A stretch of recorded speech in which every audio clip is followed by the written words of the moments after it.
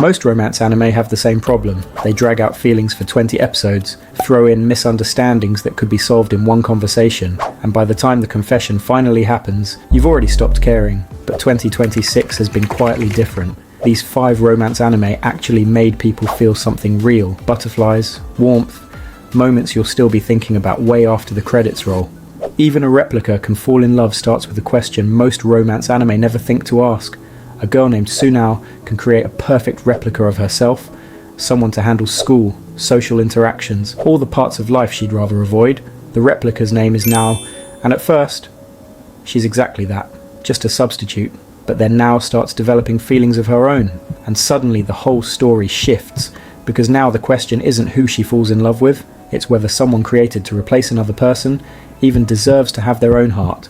That idea alone already hurts, before anything dramatic even happens. What gets me is how the anime handles Nao's loneliness. She's not sad in an obvious way, she's just quietly trying to prove to everyone around her and to herself that she exists for more than being somebody's copy. Every small interaction carries this weight underneath it, that you feel before you fully understand why. I can't tell you where the story goes from here without taking something away from you, but source readers have been warning people to prepare themselves. If you want a romance that makes you feel something deeper than butterflies, something closer to aching, this one will do it. You and I are polar opposites knows exactly what it's doing from minute one. Miyu is loud, energetic, the kind of person who fills every room she walks into, but underneath that, she's constantly overthinking, constantly terrified of how others see her. Yusuke is the opposite, quiet, barely speaks, seems completely unbothered by everything. Episode 1 starts with pure chaotic energy. Miyu finally works up the courage to ask him to walk home together.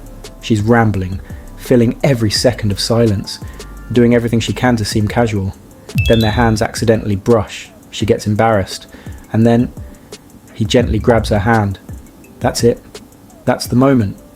Something about the way it happens made me completely understand why Miyu couldn't eat, couldn't sleep, and showed up late to school the next day. One gesture, and her entire world shifted, and here's what makes that moment hit even harder in hindsight. Yusuke wasn't as unbothered as he seemed. He'd been quietly noticing her this whole time, secretly cherishing every moment they spent together, and wanting more of them. That calm exterior was never indifference. It was someone who didn't know how to say it yet. What's making this show blow up right now, and it genuinely is blowing up, is the English dub. Lines like "life is lifing" and "get your man girly" have gone completely viral. Some people love it, some think it's unhinged. Either way, nobody can stop talking about it. But underneath all the chaos is something genuinely warm. 2 people completely different, both hiding softer versions of themselves, slowly realizing the other person might be exactly what they needed. Also, the author of this anime and the Ramparts of Ice are the same person. Both shows share the same universe and actually cameo in each other. So if this one hooks you, you're already getting 2 for 1, and unlike most romance anime, this one doesn't make you wait. The payoff comes much sooner than you'd ever expect, and somehow, that makes everything that follows even better. Real quick, which of these are you adding to your watch list first? Drop it in the comments, and if you've already seen any of these, no spoilers, but let me know if they hit as hard as I said they would. The Ramparts of Ice will make you realise something uncomfortable about yourself. Koyuki is the girl everyone calls the Ice Queen. Untouchable, cold, keeps everyone at a distance, and yeah, on the surface, that's exactly what she looks like. But here's what makes this show different from every other cold girl romance you've seen. Author Kocha Agasawa does something genuinely rare here. She never gives you an all-knowing narrator who tells you how to feel. Instead, she shows you the exact same moment through every character's own lens, filtered through their personality, their insecurities, their history. What Koyuki sees as judgment, Minato, genuinely means as kindness. What her best friend Miki does out of protection, someone else reads as interference. Same conversation, completely different emotional realities, and the reason it works so well is because Agasawa understands that people don't experience the world the same way. We all walk into every situation carrying everything that ever happened to us, and that invisible weight changes what we see. That's not just good writing, that's a writer who actually understands human beings. What got me is why Kayuki's walls exist in the first place. This isn't a girl who's naturally cold. She's someone who learned from real painful experience that people always have hidden motives, so when cheerful classmate Minato pushes into her life with genuine kindness, she can't see it as kindness. She can only see it through the lens of every person who hurt her before. That's not a character flaw. That's just what surviving does to people. I can't tell you when the walls finally start cracking, but I can tell you that when they do, it doesn't feel like a plot moment. It feels like something you personally earned by watching. If you've ever been misunderstood by someone who genuinely meant well, this anime already knows exactly how that felt. Love Through a Prism is the kind of anime that feels like a memory, even while you're still watching it. Set in early 1900s, London, it follows Lily, a Japanese art student trying to prove herself in a foreign country, and Kit Church, an eccentric artistic genius who barely knows how to express himself to the people closest to him. On paper it sounds like a rivals to lovers story, but somewhere along the way, it becomes something much harder to define.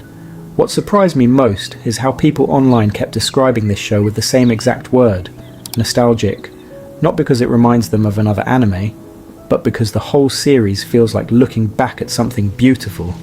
You didn't fully appreciate while it was happening, the soft lighting, the watercolour backgrounds, even the silence between conversations feels meaningful. Kit and Lily don't fall in love after one dramatic scene, they fall in love through art.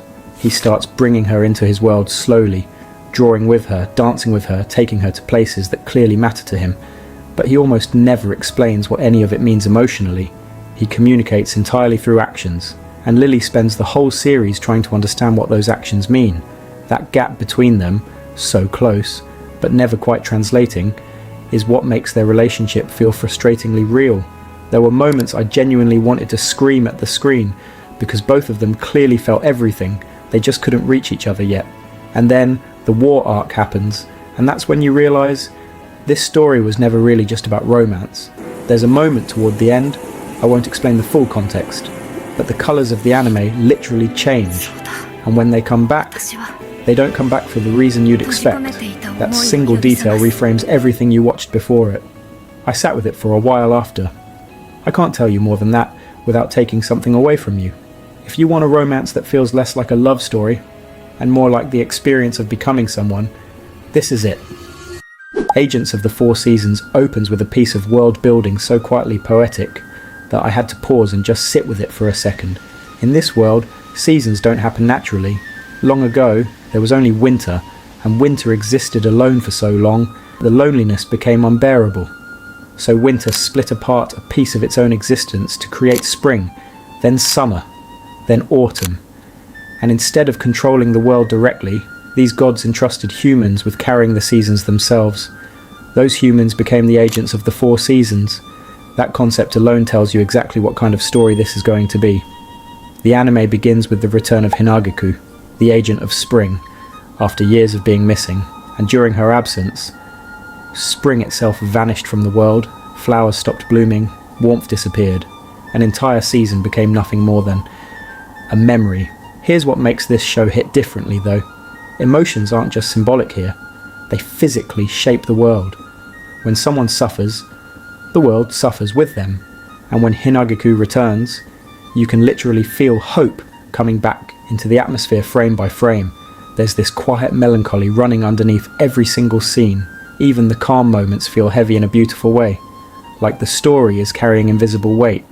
It hasn't explained yet. If that feeling sounds familiar, it should. This is written by Kana Akatsuki, the same author who wrote Violet Evergarden, and you can feel that emotional DNA immediately. The way silence is used, the way characters hide pain instead of announcing it, the way beauty and sadness exist in the same frame at the same time. And visually, this anime is something else entirely.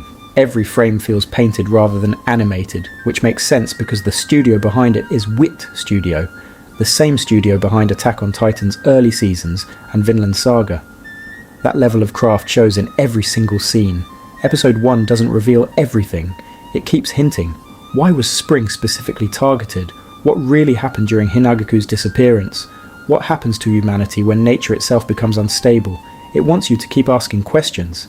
And that tension building, quietly underneath all the beauty, is what makes it almost impossible to stop watching. I can't tell you where the answers lead, but I can tell you that by the end of episode 1, it doesn't feel like you just watched the start of a fantasy story. It feels like you just opened the first page of something that's eventually going to break your heart. That's 5 romance anime from 2026 that actually earned the feelings they're asking for. No endless misunderstandings, no 15-episode wait for a confession, and stories that stay with you after the credits roll. If this helped you find your next watch, hit subscribe and like the video. That genuinely helps a lot. I drop lists like this regularly, and I genuinely don't want you missing the next one.